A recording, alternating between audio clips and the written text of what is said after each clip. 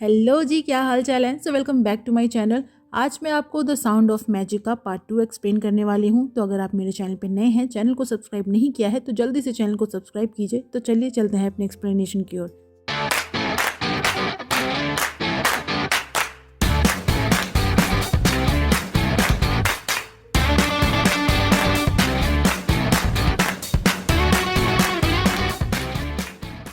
Episode 2 की शुरुआत में देखते हैं आई को, जो ये सोच रही थी कि रात जो उसने देखा वो सच था या नहीं।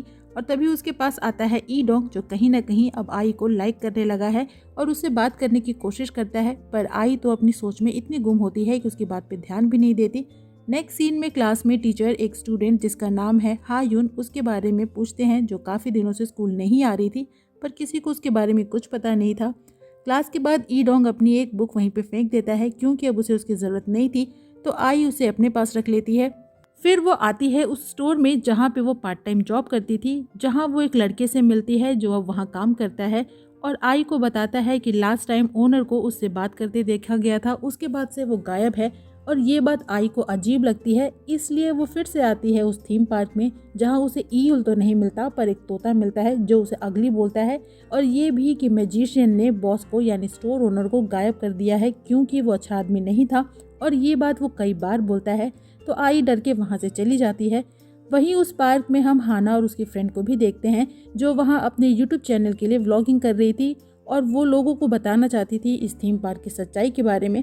और तभी वो वहाँ पे आई को बाहर आते देखती है, तो उन्हें शक होता है कि आखिर वो यहाँ क्या कर रही है। फिर आई आती है उस जगह पे जहाँ से ईयुल ने बॉस को गायब किया था और सोचती है कि ईयुल कैसा इंसान है, कहीं वो सच में जादूगर तो नहीं। और जब अपने घर आती है तो देखती है कि ईयुल वहाँ भी आ जाता है और बोलता है कि वो यहीं से गुजर रहा था। तो उसने आई को अपने मन में कुछ सोचते हुए सुना, तो उसे मिलने चला आया और आई उसे उसका पीछा करने से मना करती है।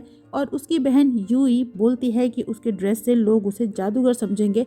और ईयुल बोलता है कि समझेंगे से क्या मतलब है, अरे भाई वो एक जादूगर है। और उसे जादू दिखाता है एक कपड़े से चिकन बनाकर। खैर चिकन तो नहीं बनता पर अंडा जरूर बनता है।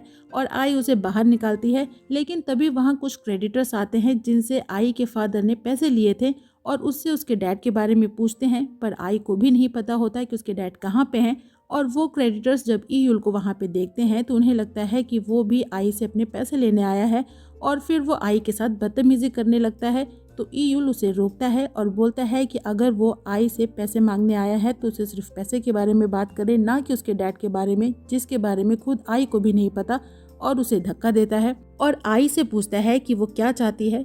तो वो मन में तो सोचती है कि ईयुल उसके सारे कर्जे भर दे तो वो उस पर विश्वास करेगी कि वो एक जादूगर है।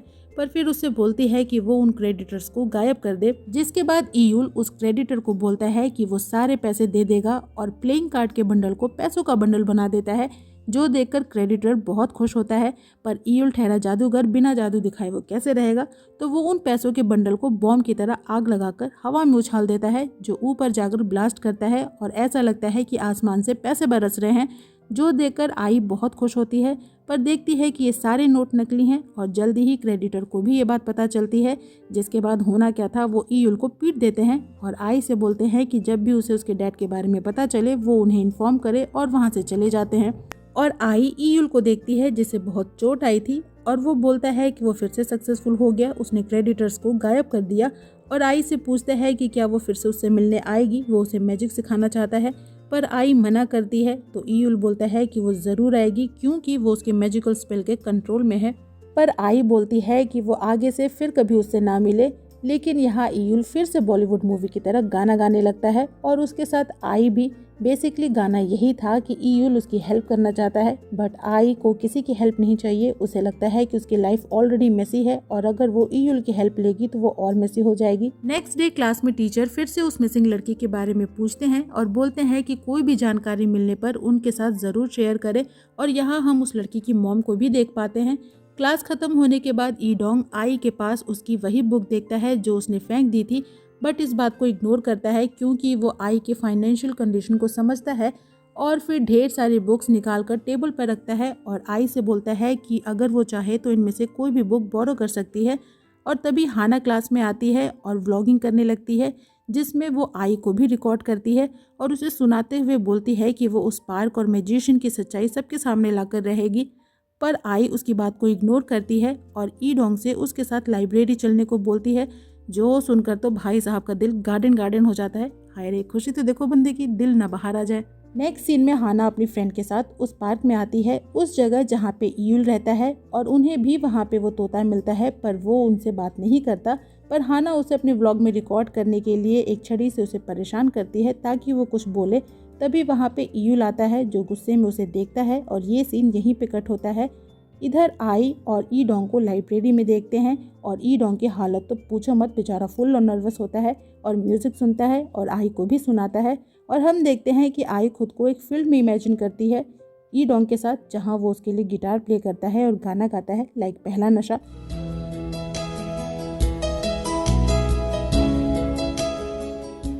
पर गाना खत्म होने के बाद हमें पता चलता है कि ये इमेजिनेशन आई की नहीं बल्कि ई डोंग की है, और आई उसे होश में लाती है और घर चलने को बोलती है। इधर हाना अभी भी वहीं पार्क में होती है और ईयुल के सामान को छू रही होती है, जो ऑब्वियसली ईयुल को अच्छा नहीं लगता। और हाना उससे पूछती है कि उसके काम में बहुत मेहनत लगती होगी, उसे अपने हर ट्रिक को रियल दिखाने के लिए बहुत प्रैक्टिस करनी पड़ती होगी। पर ईयुल बोलता है कि वो कोई ट्रिक नहीं करता, बल्कि उसके मैजिक रियल होते हैं। तो हाना उसे उसका मैजिक दिखाने को बोलती है और कहती है कि उसने उसको लेकर बहुत सारे रूमर्स सुने हैं। तो ईयुल उसे उसका मैजिक खुद पे ट्राई करने को बोलता है, जिससे कि हाना को क्लियर हो जाए कि वो रूमर्स सही हैं या गलत, और हाना रेडी हो जाती है। वहीं उसकी फ्रेंड इन सब चीज़ों को रिकॉर्ड कर रही थी। इधर आई और ई डोंग घर जा रहे होते हैं और बारिश भी हो रही होती है। तो ई डोंग उसे फिर से उसके साथ लाइब्रेरी चलने को बोलता है, बट आई बिजी होती है।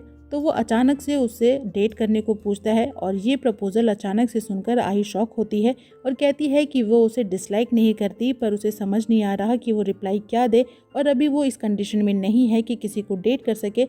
बट इससे पहले कि वो ना बोलती, ई डोंग बोलता है कि वो सीरियस ना हो, वो उसके साथ सिर्फ प्रैंक कर रहा था, और अपना छाता देकर वहाँ से चला जाता है। मतलब भाई साहब इतने नर्वस होते हैं कि उसे फेस भी नहीं कर पाते और ना ही उसकी ना को सुन पाते हैं। वहीं ईयुल अपना मैजिक दिखाता है। बेसिकली वो हाना को स्टेज पे बैठाता है और उसके साथ एक बलून और एक कैंडल भी रखता है, जिनके शेडो पीछे कर्टन पे पड़ते हैं। और जब ईयुल कैंडल के शेडो को जलाता है तो रियल कैंडल जल जाती है, और जब अपनी तलवार से कैंडल के शेडो को बुझाता है तो रियल कैंडल भी बुझ जाती है। ऐसे ही जब बलून के शेडो को तलवार से पिन करता है तो रियल बलून फट जाता है। और फिर हाना से पूछता है कि क्या उसे मैजिक पे विश्वास है, बट हाना मना करती है। तो ईयुल जैसे ही उसके शेडो को अपनी तलवार से स्टैब करने जाता है, हाना उस मिसिंग लड़की हायुन के बारे में पूछती है कि क्या वो उसे जानता है, क्योंकि वो काफ़ी दिनों से गायब है। पर ईयुल इस बात को इग्नोर करता है, और फिर जैसे ही हाना के शेडो को स्टैब करता है, वो इस बार उससे आई के बारे में पूछती है कि वो उसे कैसे जानता है, जिसके बाद वहाँ पे ब्लैकआउट हो जाता है। और ईयुल बोलता है कि वो उसे मैजिक बाद में दिखाएगा, और जाने लगता है। बट जाने से पहले वो हाना को बोलता है कि वो आई को बता दे कि वो उसका इंतज़ार कर रहा है। वहीं ई डोंग को देखते हैं उसके घर पे, और वो अपनी और आई की बातों को याद करके परेशान होता है कि अब वो उससे कैसे मिलेगा। और तभी उसके डैड रूम में आते हैं, जो एक चीफ प्रोसिक्यूटर हैं, और उनकी बातों से हम समझ पाते हैं कि उसके डैड उसके ऊपर प्रेशर देते हैं एग्ज़ाम्स में टॉप करने के लिए, ताकि वो भी फैमिली के बाकी लोगों की तरह सक्सेसफुल इंसान बने। इधर आई को देखते हैं, जो घर जा रही थी, और वो देखती है एक बटरफ्लाई को जो उसके साथ साथ होती है, जो उड़कर जैसे ही एक स्ट्रीट लाइट पे बैठती है वो लाइट जल जाती है, और ऐसे ही धीरे धीरे सारी लाइटें जल जाती हैं, और हम आई के पीछे ईयुल को भी देख पाते हैं। नेक्स्ट डे स्कूल में हाना ई डोंग को उस थीम पार्क और मैजिशियन यानी ईयुल के बारे में बताती है, और कहती है कि आई शायद ईयुल को जानती है और दोनों के बीच में कुछ है, या तो वो उसके साथ पैसों के लिए है या तो उसे लाइक करती है। जिस पे ई डोंग उसे अपनी बकवास बंद करने और झूठे रूमर्स ना फैलाने को बोलता है और वहाँ से चला जाता है। और जब आई क्लास में आती है तो हाना उसे बताती है कि ईयुल उससे मिलना चाहता है, जिसके बाद आई को ईयुल के पास देखते हैं, जो उसे पूछती है कि वो उससे क्यों मिलना चाहता था और लोग उनके बारे में गलत समझेंगे। पर ईयुल बोलता है कि वो उससे मिलना चाहता था क्योंकि वो उसे लाइक करता है, और ये सारी बातें ई डोंग भी छुपकर सुन रहा था, जिसका तो दिल ही टूट जाता है और वहाँ से चला जाता है। इधर आई ईयुल से बोलती है कि उसकी लाइफ ऑलरेडी मेसी है, सो वो उसके साथ और मजाक ना करे। पर ईयुल बोलता है कि आई को अभी एक ऐसे इंसान की ज़रूरत है जिससे वो अपनी बातें शेयर कर सके, और इसलिए वो उसकी हेल्प करना चाहता है। और बताता है कि उसने जो भी मैसेजेस अपनी मॉम को भेजे हैं वो कभी भी उन्होंने नहीं पढ़े, तो अगर आई चाहती है तो वो उसकी हेल्प कर सकता है उन मैसेजेस को उसकी मॉम तक पहुंचाने में। दरअसल आई अपनी लाइफ की हर छोटी बड़ी बात को अपनी मॉम को मैसेज के थ्रू बताया करती है, बट उसे ये समझ नहीं आता कि आखिर ईयुल को ये बात कैसे पता। और ईयुल फिर से उससे पूछता है कि क्या उसे मैजिक पे विश्वास है, और उसका फ़ोन निकलता है और आई उससे अपना फ़ोन लेने की कोशिश करती है, जिसमें वो टेबल पे रखे वास को गिरा देती है, जिसका पानी उस पे रखे एक शीट पे गिरता है और गीला होने के चलते हम देखते हैं कि शीट पे वो सारे मैसेजेस जो आई ने अपनी मॉम को लिखे थे वो अपीयर होने लगते हैं। और आई ये देखकर सरप्राइज होती है और जब अपना फ़ोन चेक करती है तो देखती है कि उन सारे मैसेजेस पे रेड लिखा हुआ आ रहा है, जो देखकर उसे कुछ समझ नहीं आता। और वो ईयुल से बोलती है कि ये सब कुछ वो बंद करे क्योंकि उसकी मॉम अब इस दुनिया में नहीं है, और रोती हुई वहाँ से चली जाती है। लेकिन ये सुनकर ईयुल सैड हो जाता है। इधर ई डोंग को देखते हैं, जिसे लगता है कि सच में ईयुल और आई के बीच में कुछ है। वहीं आई को देखते हैं और एक फ्लैशबैक से हमें पता चलता है कि जब वो छोटी थी तब उसकी मॉम अचानक से बिना कुछ बताए उसे छोड़कर चली जाती हैं, और तब से वो मानती है कि उसकी मॉम इस दुनिया में नहीं है। रियलिटी में उसकी मॉम है, बट वो उन्हें मरा हुआ इसलिए मानती है क्योंकि वो इस बात को एक्सेप्ट नहीं कर पाती कि उसकी मॉम ने उसे छोड़ दिया है। नेक्स्ट डे स्कूल में ई डोंग उससे बोलता है कि इस बार के मिड टर्म एग्जाम में वो जानबूझकर मैथ्स में कम मार्क्स लाए, जिससे कि वो हर सब्जेक्ट में टॉप करे, और उसे पता है कि आई को पैसों की ज़रूरत है तो इसके बदले वो उसे पैसे देगा। जो सुनकर आई को कुछ समझ ही नहीं आता कि वो क्या रिएक्शन दे, क्योंकि वो धीरे धीरे ई डोंग को अपना दोस्त मानने लगी थी, बट उसका ये नेचर उसके लिए सरप्राइजिंग था। और इसी के साथ ये एपिसोड यहीं पे ख़त्म हो जाता है।